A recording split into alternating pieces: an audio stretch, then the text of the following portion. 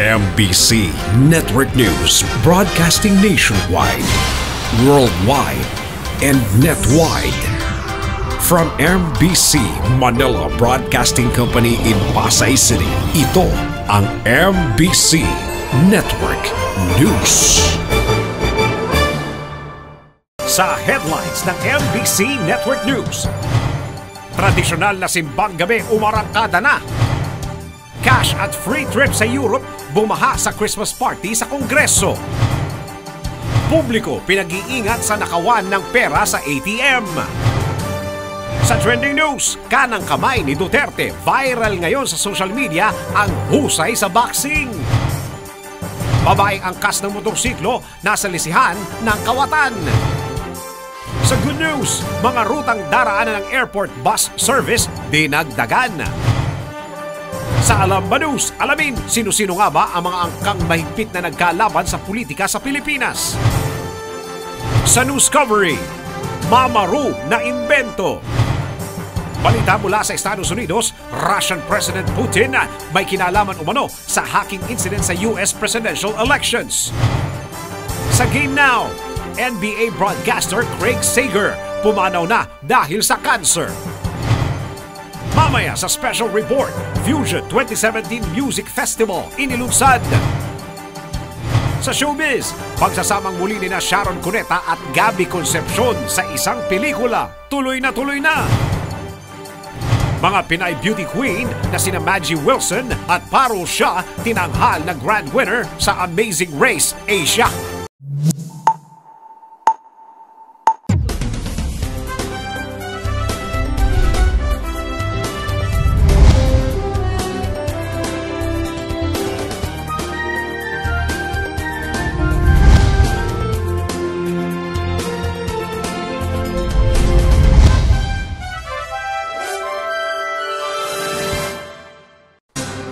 Magandang araw Luzon, Visayas at Mindanao at sa buong mundo. Samahan po ninyo ako ng kalahating oras na balitaan at narito ang detalye ng mga balita. Umarangkada na ngayong araw ang tradisyonal na simbang gabi sa buong bansa. Pero ano nga ba ang kahalagahan ng simbang gabi at anong oras nga ba ito isinasagawa? Alamin natin sa report ni RH48 Sheila Idubas. Nagsimula na ang tradisyonal na simbang gabi sa lahat ng simbahan sa buong bansa. Hudyat ito na simula na rin ang mahabang pagdiriwang ng Pasko na nakaugalian ng mga Pinoy na tatagal hanggang sa Three Kings sa unang linggo ng Enero. Kagabi puno ang maraming simbahan at may mga simbahan sa matataong lugar sa Metro Manila at sa buong bansa na hanggang sa labas ng simbahan ang mga nakikinig sa misa. Sa simbang gabi may misa dakong alas 9 ng gabi at dakong alas 4 ng madaling araw. Para sa MBC Network News RH48 Sheila Edubas, naglilingkod sa pagbabalita. Binahan ng pera at libreng trip to Europe ang Christmas party sa Kongreso. Kung sino-sino ang mga nakakuha ng malalaking halaga ng pera at ticket for two ito sa ibang bansa. Alamin natin sa report ni RH09 sa Nicasulia. Bumaha umano ng pera at tiket sa eroplano patungo sa Europe sa Christmas party ng mga kongresista noong Miyerkules ng gabi. Si House Speaker Pantaleon Alvarez kasama ang kaibigan niyang banana magnate Tony Florendo ang nagpasaya sa party ng mga kongresista sa Batasan Pambansa Complex noong Miyerkules. Naghatag umano si Florendo ng 1 milyong pisong premyo na hinati sa dalawang tig na 250,000 piso at ang iba naman ay hinati sa tig 150,000 pisong premyo. Isa sa nanalo ng 250,000 piso ay si Albay Representante Ed Salagman, habang di malinaw kung ticket for two lang ang pinarapulo, marami pa. Hindi na bago sa Kongreso ang luho dahil sa impluwensya nito sa paggawa ng batas at sa pagkontrol ng mga gagastusan sa national budget. At isa sa mga pruweba nito ay ang dami ng mga kongresistang kinasuhan sa iskandalosong pork barrel fund scam. RH9, Sani Casulia, naglilingkod sa pagbabalita. Mga tindahan ng paputok sa Bukawi, Bulacan, ininspeksyon ng Philippine National Police. Magbabalita si RH28 Raymond Dadpas. Nagsagawa ng inspeksyon ng PNP Firearms and Explosives Office sa mga tindahan ng paputok sa Bukawi, Bulacan Ayon kay Police Senior Inspector Zoilo Ercilla ng Police Region Office 3 Firearms and Explosives Unit, bahagi ito ng kanilang naisin na matiyak ang kaligtasan ng publiko sa mga bumibili ng paputok para sa Pasko at Bagong Taon. Sinabi ni Ercilla na kasama sa kanilang tinitingnan ay ang lisensya ng mga ito, maliban pa sa clearance mula sa Department of Labor and Employment. Sa 100 tindahan ay 40 ang nabigyan ng Department of Labor. Kahit papasado sa inspeksyon ng mga nasabing tindahan ay mahigpit pa rin namang ipinagbabawal ang pagbibenta sa mga malalakas na uri ng paputok gaya ng mga super lolo at plapla na siyang kalimitang sanhi ng mga desgrasya. Iyan ang DZRH News. Raymond Adba, Saris 28, naglilingkod sa pagbabalita. Pinag-iingat ng isang alkalde sa Cebu ang publiko tungkol sa ATM skimming o pagnanakaw ng pera sa mga ATM account, lalo na ngayong Pasko. Ito'y matapos siya mismo ay makuwanan ng 90,000 pesos kasunod ng tatlong unauthorized withdrawal sa kanyang ATM. Para sa kabuong detalye, balita alamin natin sa report ni RH44, Vien Dacles. Nagbabala ang mayor ng Cebu City sa publiko ukol sa ATM skimming o pagnanakaw ng pera sa mga may ATM account ngayong Christmas season. Ginawa ni Cebu City Mayor Tomas Osmeña ang babala matapos na siya mismo ang mabiktima ng ATM skimming. Ayon kay Mayor Osmeña, halos 70,000 piso ang nanakaw sa kanyang ATM account kasunod ng tatlong unauthorized withdrawal sa ATM account niya. Noong isang buwan, nabiktima rin ang parehong modo si Cebu City Councilor Dave Tumulak na nanakawan din ng malaking halaga. Nahuli na ng mga pulis ang tatlong hinihinalang miyembro ng sindikatong nagnanakaw ng pera sa mga may ATM account. Napawang mga babae kaya palaisipan kung sino o anong grupo ang bumiktima kay Mayor Osmeña. Bukod kay Osmeña, may patuloy na warning ang pulisya na mag-ingat ang publiko sa mga krimen na pagkakakitaan ng masasamang loob. Para sa MBC Network News, RH44, Vien Dacles, naglilingkod sa pagbabalita. Kalusugan ni Pangulong Rodrigo Duterte, karapatang malaman ng publiko, ayon yan kay Senator Ping Lacson. Magbabalita si RH12 Manang Milky Regonan. Karapatan ng publikong malaman ang tunay na kalagayang pangkalusugan ni Pangulong Rodrigo Duterte. Ayon kay Senator Panfilo Lacson, ang kalusugan ng Pangulo ay national concern dahil nakasalalay ang pamamalakad nito sa buong bansa. Sabi ni Lacson, marami ang bumoto kay Pangulong Digong at karapatan hindi lamang na mga bumoto sa kanya, kundi lahat ng mamamayan ang malaman ang kanyang state of health. Una rito ay namin ni Pangulong Duterte na nakararanas siya ng Buerger disease o kawalan ng kakayahang ng kidney mag-filter ng mga dumi mula sa dugo. Madalas ding nakararanas ng migraine ng Pangulo lalo kapag nasa biyahe sa abroad. Payo ni Lacson, dapat maglabas ng medical report ang Malacanang sa kalagayang pangkalusugan ng Pangulo at aminin talaga kung ano ang sakit nito. Hindi rin anya nakabubuti ang madalas sabihin ng Pangulo na hindi na siya magtatagal at baka hindi matapos ang kanyang termino. Sabi ni Lacson, pwede kasing lumikha ng uncertainty o alinlangan sa kanyang kakayahan na manungkulan at baka makaapekto rin sa tiwala ng mga investor. Yan ang DZRH News, Milky Regunan, RH12, naglilingkod sa pagbabalita. Binanatan ng mga netizen sa Cambodia si Pangulong Duterte dahil sa kanyang suot na damit at pagkakaupo umano habang kinakausap ang kanilang hari na si Norodom Sihamoni. Kung ano-ano ang mga bansang ng netizen kay Digong, alamin po natin sa report ni RH48 Sheila Idubas. Pinanatan ng netizen si President Duterte kasunod ng pagharap niya kay Cambodian King Norodom Sihamoni sa Royal Palace sa Phnom Penh. Kumalat sa social media ang litrato ng isang Cambodian news agency kung saan suot ni Digong ang kanyang barong na nakatupi ang sleeves, bukas ang isang botones at hindi nakaupo ng maayos habang nakikipag-usap sa hari ng Cambodia. Ayon sa netizens, hindi katanggap-tanggap ang impormal na pakikitungo ng presidente sa matataas na opisyal sa mga importanteng pagtitipon. Bilang Pangulo, inaasahan nila na dapat alam ni Duterte kung paano galangin at sundan ang customs ng ibang bansa, lalo na kung head of state din ang kausap. Binansaga ng isang netizen ang Pangulo bilang bastos na presidente dahil sa nangyari sa Cambodia. Depensa naman ng ibang netizen, hindi naman pakay ng Pangulo na mambastos, pero giit pa rin ng iba na dahil dala niya ang Pilipinas sa ibang bansa, dapat nitong kabisaduhin at aktual na gawin ang protocol. Para sa MBC Network News RH48, Sheila Edubas, naglilingkod sa pagbabalita. Pag-amin ni Pangulong Duterte sa pagpatay, malabo niyang ika-impeach. Magbabalita si RH14, Left Narciso Abinales. Maging ang oposisyon sa Kamara ay naniniwalang walang mararating ang anumang tangkang pagpapa-impeach kay Pangulong Duterte. Ito'y kasunod ng pahayag ni Senator Leila de Lima na ground for impeachment ang pag-amin ni Duterte na pumatay ito ng mga kriminal noong alkalde pa ng Davao City. Sinabi ni Albay Congressman Ed Selagman na nagsalita na ang mga miyembro ng gabinete na isa na naman itong hyperbole ng presidente. Sino man daw ang naniniwalang impeachable offense ang pag-amin ng Pangulo ay malayang maghain ng reklamo sa Kamara. Pero ayon kay Lagman, hindi tatayo ang ganitong reklamo kung walang matibay na ebidensya laban sa Pangulo dahil madaling bawiin ang salita lamang. Sinabi naman ni Ifugao Congressman Teddy Bagilat na political move ang impeachment na nakabase sa kawalan ng tiwala sa presidente. Mahirap niya itong maisakatuparan ngayon dahil sa lakas pa ng suporta ng taong bayan kay Pangulong Duterte. Yan ang DCRH News, Left Narciso Abinales, RH14, naglilingkod sa pagbabalita.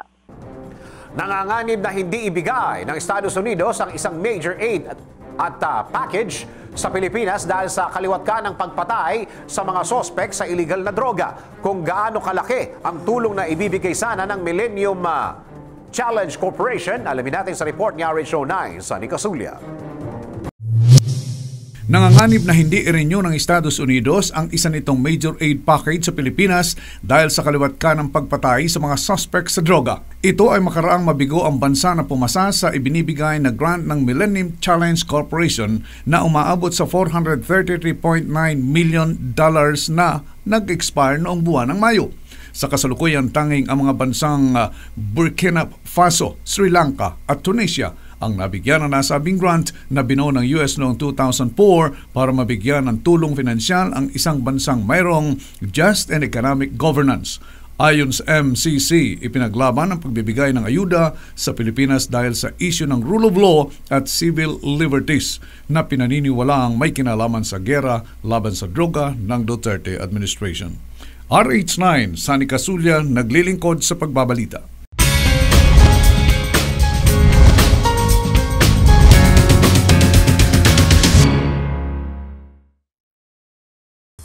Sa balitang showbiz, pagsasamang muli na Sharon Cuneta at Gabby Concepcion. Oy, tuloy na. Magbabalita si RH43, si Rocky. Tuloy na ang pagsasama ni Sharon Cuneta at Gabby Concepcion sa isang pelikula. Matapos ang ilang buwan ding paghahanap ng bagong leading man sa kanyang pagbabalik pelikula, tuluyan ng pinangalanan ng Star Cinema ang magiging leading man na aktres at ito ay sa katauhan ng kanyang dating asawa na si Gabby Concepcion. Kinumpirma din ito mismo ni Sharon sa pamamagitan ng kanyang Facebook account kung saan ipinost nito na totoong mangyayari ang pagsasama nilang muli ni Gabby. Sinabi pa nito na masaya siya na ibalita ang muling pagtatambal nilang dalawa ng kanyang original love team at dating asawa. Ayon pa rin kay Sharon, bagamat wala pang titulo ang kanilang pelikula, ngunit magsisimula umano sila ng shooting sa darating na January next year at nakatakdang ipalabas naman sa buwan ng Mayo ang kanilang pelikula. At yan aking balita. Ako naman si RH43 Rocky, ang inyong kaliga mundo ng showbiz.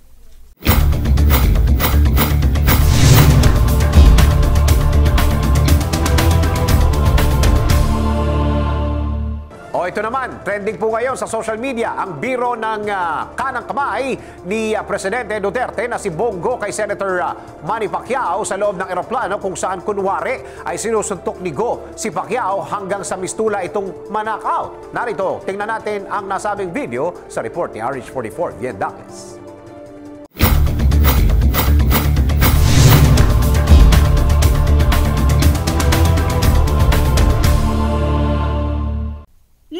Viral sa social media ang biro ni Special Assistant to the President Christopher Bongo kay Senador Manny Pacquiao. Nangyari ang eksena sa loob ng eroplano habang nasa biyahe ang delegasyon ni Pangulong Duterte patungo sa Singapore. Makikita sa video si Pacquiao na kunwari ay sinusuntok si Go hanggang sa mistulan itong manakaut. Pero sa sumunod na cut ng video, makikita si Pacquiao na natutulog katabi si Trade Secretary Ramon Lopez habang nagsha-shadow boxing si Go sa kanilang harapan. Ang mga kalintulad na pangyayari ay hindi pangkaraniwan para kay Go dahil madalas siyang makita sa publiko na seryoso ang mukha, tahimik at parang pilit kung ngumiti, lalo na kapag katabi ang presidente. Para sa MBC Network News, RH44, Vien Dacles, naglilingkod sa pagbabalita. Ito ba ang isang trending balita? Mainit ngayon sa social media ang video ng isang babae na angkas ng motorsiklo at walang kamalay-malay na ninakawan na pala siya ng isang lalaking sumusunod sa kanila. Narito ang report na hatid ulit sa atin ni RH44 Vien Dacles.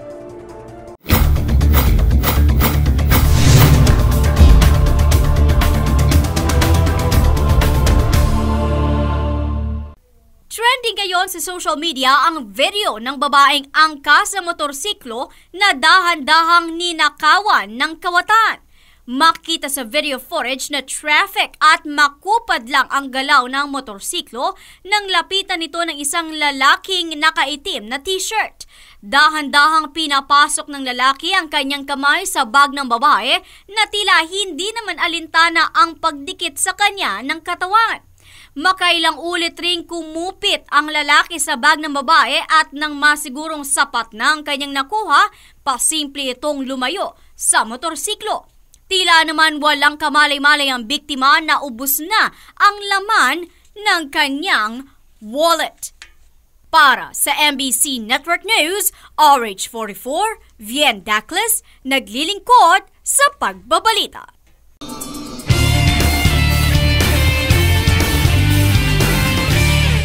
Mas mapapabilis na ang inyong biyahe mula sa mga NAIA terminals papunta sa inyong destinasyon dahil may ibang paraan na upang kayo ay makapagbiyahe na hindi pa kayo pipresyuhan ng sobra-sobra. Alamin natin ang detalye ng magandang balitang yan sa report ni RH09 sa Nika Sulya.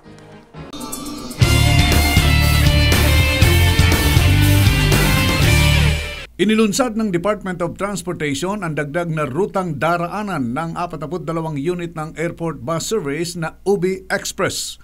Dumating sa ginawang pagpapasinaya si Transportation ASEC Mark De Leon, LTFRB Board Member in Lizada at Pasay City Treasurer Noli Licano. Mula sa Ninoy Aquino International Airport Terminal 1 hanggang 4 ay maaari nang dumaan ang premium bus sa SM Corporate Offices Hotel at sa iba pang mga establishmento.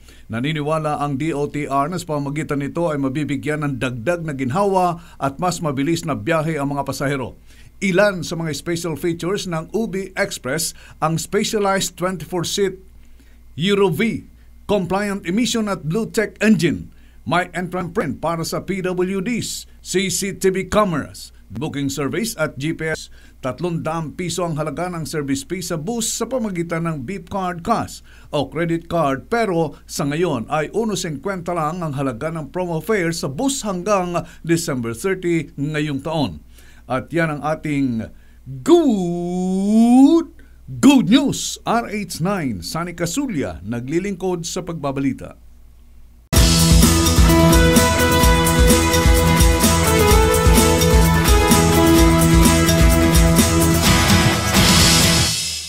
Ngayong linggong ito, ginugunita ang ika-12 anibersaryo ng pagkamatay ng hari ng pelikulang Pilipino na si Fernando Poe Jr. Pahayag ng pamilya ni FPJ na hindi na nila papatulan ang mga mungkahing mailipat sa labi ng mga bayani ang sikat na artistang lumaban sa pagkapangulo kung saan mahigpit nitong nakalaban si dating Pangulong Gloria Macapagal Arroyo. Pero sino-sino nga ba ang mga angkang mahigpit na nagkakalaban o nagkalaban sa politika sa Pilipinas? Alamin natin sa report na yan, o alamin natin sa report ni RH49, Rita Salonga.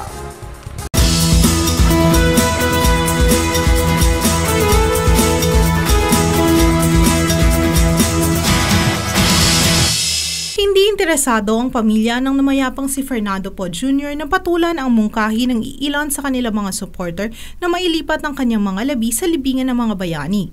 Ayon sa anak nitong si Senator Grace Poe, kahit nabuo ang paniniwala nilang kwalipikado ang kanyang ama na mailibing sa libingan ng mga bayani, mas gugustuhin nila itong manatili sa May Manila North Cemetery dahil malapit ito sa mga taong patuloy na nagmamahal sa kanyang ama. Ngayong linggong ito, ginugunita ang 12 taong anibersaryo ng pagkamatay ng hari ng pelikulang Pilipino. Namatay si FPJ ilang buwan pagkatapos ng May 2004 national elections kung saan naging dikit ang laban ng Gloria Macapagal-Arroyo at FPJ sa pagkapangulo. Marami ang nagsasabi na nagkaroon ng malawakang dayaan lalo na sa Mindanao kung saan nagkaroon ng sweep sa partido ni Arroyo. Sa kasaysayan ng eleksyon sa Pilipinas, maliban kina FPJ at Arroyo, ano-ano pa nga bang kontrobersiya ng pandaraya o mga kahina-hinalang resulta sa eleksyon ang natatandaan natin? Para sa kabuuang balita, maglagon lang sa www.tcrhnews.com. Para sa Alam Ba News, RH49 Rita Salonga, naglilingkod sa pagbabalita.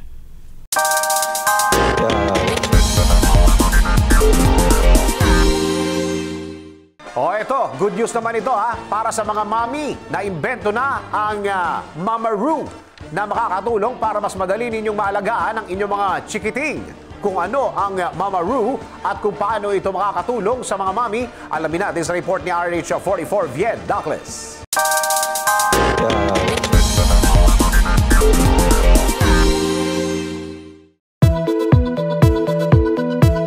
Are you a busy mom with an infant child? This thing is for you. Ito ang Mamaroo, isang infant seat para sa mga busy mom na may mga inaalagaang sanggol. Ang Mamaroo ang pinakamainam na katulong ng mga nanay sa pag-aalaga ng kanilang mga anak dahil nakuha nito ang natural motions ng mga nanay sa paghihele ng kanilang mga anak na gustong matulog. Sa pamagitan ng Mamaroo, mapapahimbing ang tulog ng sanggol at mas makagagawa ng ibang trabaho sa loob ng bahay si Mrs. Coming din ang Mamaroo dahil pakiramdam ng mga babies ay nasa loob pa rin sila ng sinapupunan ng kanilang ina, lalo na at nilagyan ito ng mahinang sound na soothing sa mga baby.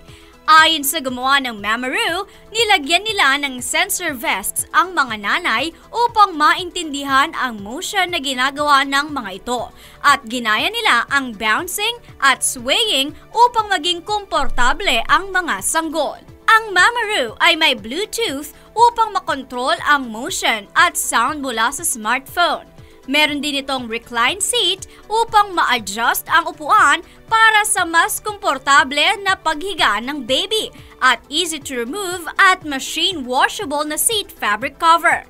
Bukod dito, mayroon din itong 4 na soothing built-in sound at MP3 plug-in upang ma-play ang favorite songs ng iyong sanggol. Maaaring gamitin ang Mamaroo sa mga sanggol na bagong panganak hanggang umabot ang mga ito sa 25 pounds. At yan ang ating news coverage, RH44, Vied Douglas, naglilingkod sa pagbabalita.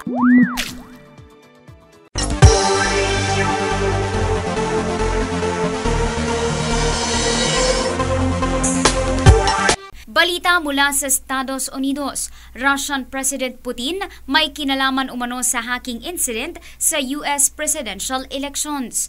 Naniniwala ang intelligence official ng Amerika na personal na may kinalaman si Russian President Vladimir Putin sa hacking incident noong US presidential elections. Sa assessment ng Intelligence Committee ng Estados Unidos, personal mismong iniutos ni Putin na i-hack at ilabas sa publiko ang emails ni Democratic standard-bearer Hillary Clinton. Bahagi umano ito ng ganti ni Putin sa dating Secretary of State. Galit kasi umano si Putin kay Clinton sa pag-question nito noon sa integridad ng 2011 parliamentary election sa Russia. Para sa MBC Network News RH48, Sheila Edubas, naglilingkod sa pagbabalik.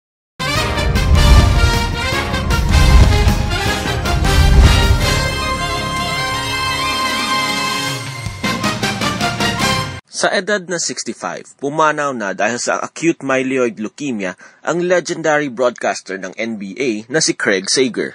Ilang taon din nilabanan ni Craig Sager ang sakit na cancer, pero bago yun nakilala siya dahil sa kanyang natatanging boses sa pag-uulat tungkol sa mga kaganapan sa sports. Mahigit 3 dekada naging bahagi ng broadcast team ng NBA si Craig, dahilan para magpahayag ng pagdadalamhati si NBA Commissioner Adam Silver dahil sa balita ng kanyang pagpanaw. Nakilala si Craig Sager dahil sa kanyang makukulay na interview kasama ang mga paboritong atleta ng NBA at para na rin sa kanyang mga makukulay na kasuotan tuwing nag-i-interview.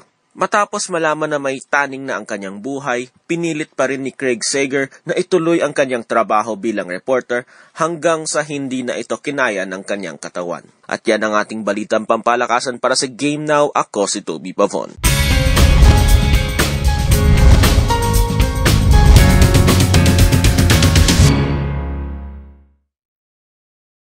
Sa ikalimang season ng The Amazing Race Asia, napanalunan ng mga Pinay ang nasabing contest. Ang tandem ni Maggie Wilson at Parol siya ang nagawi ng cash prize na $100 o kulang-kulang 5 milyong pisong cash. Tinanghal namang second runner-up ang dating It's Showtime host na si Eric Tai at ang asawa nitong si Rona Samson. Ang panalo ni Maggie at Parol ang ikalawa sa Pilipinas matapos na makuha rin ng mga Pinoy na sina Richard Herrera at Richard Hardin ang panalo noong nakaraang taon.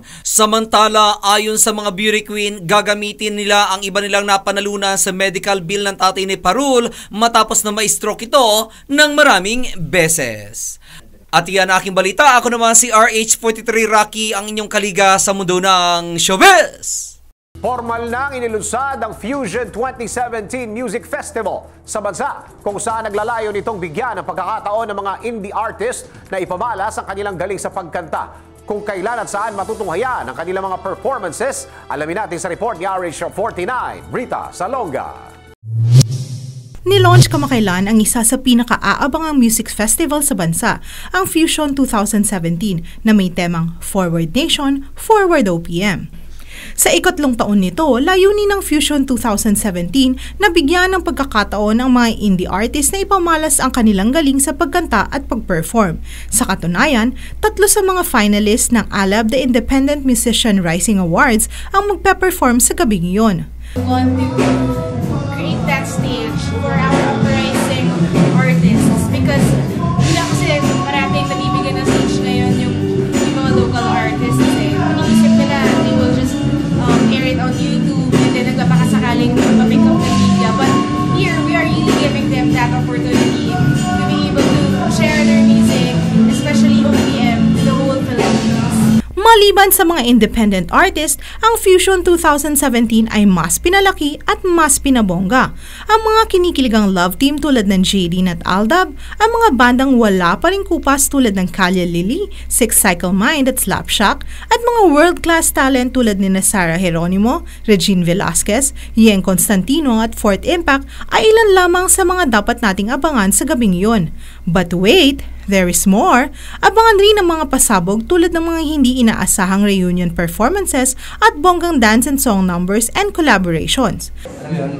Definitely ecstatic na yung mga artists and so is the fans na mag-gather ulit para sa isang music festival which is Fusion. It's January. Kumbaga, I think we're gonna start the year with a bang. We're gonna start the year with some rock and roll. Ang Fusion 2017 ay gaganapin sa Mall of Asia Concert Grounds sa darating na January 27, 2017. RH49, Rita Salonga, naglilingkod sa pagbabalita. At sumayin nyo na naman ang kalating oras nating balitaan, mga impormasyong dapat ninyong malaman saan mang sulok ng mundo. Sa ngalan ng bumubuo ng MBC Network News, ako po ang inyong lingkod sa pagbabalita. Ako po si Dennis Antenor Jr.